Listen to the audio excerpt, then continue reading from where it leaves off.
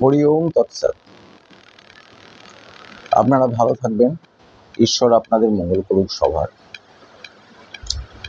আমার যেটা ভিডিও করার দরকার সেটা হচ্ছে, সামনেই বিশ্বকর্মা পুজো আসছে 17 তারিখ, 17ই সেপ্টেম্বর।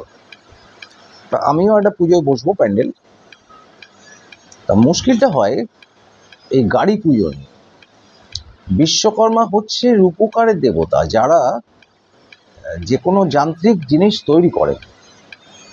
তো গাড়ি কারখানায় বিশ্বকর্মা পুজো ঠিক আছে, কিন্তু গাড়িকে বিশ্বকর্মা পুজো করাচ্ছে যে গাড়ি চড়ছে, যে গাড়ি কিনছে। তো সমস্যা রয়ে গেছে এখানে। এবার কারখানায় বিশ্বকর্মা পুজো, তার মন্ত্র আছে, পুরোহিত দর্পণে বিশ্বকর্মার মন্ত্র আছে, হ্যাঁ, এবং পুজো আছে, পুজো আর্চাদি আছে, সেগুলো করা যায়। কিন্তু যে গাড়ি কিনেছে সে বলছে গাড়িটা পুজো করে দাও বিশ্বকর্মা পুজোয়। এবার সমস্যাটা হয়ে গেছে এখানে যে সেটা তো বিশ্বকর্মা মন্ত্রে হবে না, কারণ আপনি তো গাড়িটা তৈরি করেন, যন্ত্রপাতি নিয়ে তো আপনার কাজ নয়। তাহলে তো আপনার এসিটাকেও বিশ্বকর্মা পুজোয় করতে হয়, কারণ ওটাও তো যন্ত্র দিয়ে তৈরি। মুশকিল এইটা। আপনার যে ফ্রিজটা আছে ওটাও তো পুজো করতে হয়, কারণ ফ্রিজের কারখানায় পুজো হয়। তাহলে আপনার মনে করুন আপনার যে ওয়াশিং মেশিন আছে সেটাকেও বিশ্বকর্মা পুজো করতে হয়। সমস্যাটা হলো এইখানে যে আপনার পুজোর মন্ত্রটা কি। আপনি যে কোনো একটা পুজো করবেন, এটা তো হয় না। এবার মুশকিলটা হয়ে গেছে এখানে, লোকে গাড়ি নিয়ে চলে যাচ্ছে কালীঘাট, লোকে গাড়ি নিয়ে চলে যাচ্ছে দক্ষিণেশ্বর পুজো করতে। তো গাড়ি যে কিনেছে তার তো জীবনে যাতে দুর্ঘটনা না হয়, জীবনে যাতে অ্যাক্সিডেন্ট না হয়, জীবনে যাতে গাড়িটা স্মুথ চলে, তার জন্য। তাহলে আমাকে কাকে পুজো করতে হবে? কারণ বিশ্বকর্মা পুজো আমি করতে পারি না গাড়িকে, মাতৃপুজো করা যায় না। আমি কালীঘাটে নিয়ে চলে গেলাম, এটা তো হয় না। মা তো গাড়ি চালায় না। তাহলে আপনি গাড়িটা পুজো করবেন কাকে? আপনি একটা গাড়ি কিনেছেন, আপনার মনে হয় এই গাড়িটার শুভর জন্য একটা পুজো করতে হবে, এবং সেটা আপনি কাকে করবেন, কোন দেবতা? তা সেটা তো আপনারা জানেন।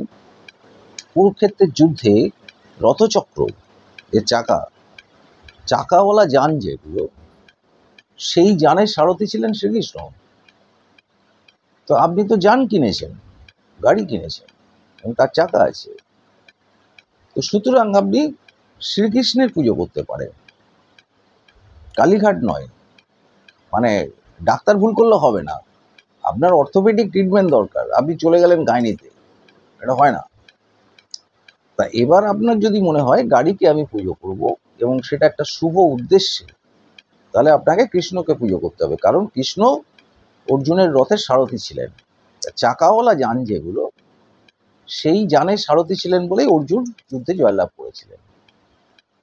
তো ফলে কি হয়েছে, আমরা কৃষ্ণকে পুজো করতে পারি, কৃষ্ণ মন্ত্রে পুজো করতে পারি। এবং তার জন্য কোথায় যেতে হবে? গৌড়ীয় মঠে যেতে হবে, বা রাধাকৃষ্ণ আছে এরকম কোনো মঠে যেতে হবে, কালীঘাটে নয়, দক্ষিণেশ্বরে নয়, বিশ্বকর্মা পুজোর মঞ্চের কাছে না, প্যান্ডেলের কাছে না। গাড়িকে পুজো করতে হবে কোথায়? গৌড়ীয় মঠে, অথবা রাধাকৃষ্ণ আছে এরকম কোনো মঠ মিশনে, সেই ব্রাহ্মণকে দিয়ে কৃষ্ণ মন্ত্রে গাড়ির পুজো করাতে হবে। বলো, ভালো থাকবেন। আসলে সবকিছু একটা গন্ডগোল হয়ে যাচ্ছে, এবং সত্যি আমিও খুব বিভ্রান্ত যে আলটিমেট ব্যাপারটা হচ্ছে কি। হ্যাঁ, যে যা পাচ্ছে করে, যত মত তত পথের এই ভয়াবহ ব্যাপারটা। ঠাকুর বলে গেছেন যত মত তত পথ, ঠিক আছে ভাই, কিন্তু এত যত মত তত পথ না, যত মত তত বিপজ্জনক পথ, বিস্ময়কর পথ, অবাক পৃথিবী পথ। আমি বুঝতে পারছি না এটা পথ না মেট্রো রেল, ভাই বাস, কি যে হচ্ছে ব্যাপারটা। ভালো থাকবেন, হরে কৃষ্ণ। আপনারা সব ভালো থাকুন, ঈশ্বর আপনাদের মঙ্গল করুন। ভিডিও আসবে, আমি যা দেখবো সেটাই বলবো, জাজমেন্ট আপনাদের হাতে।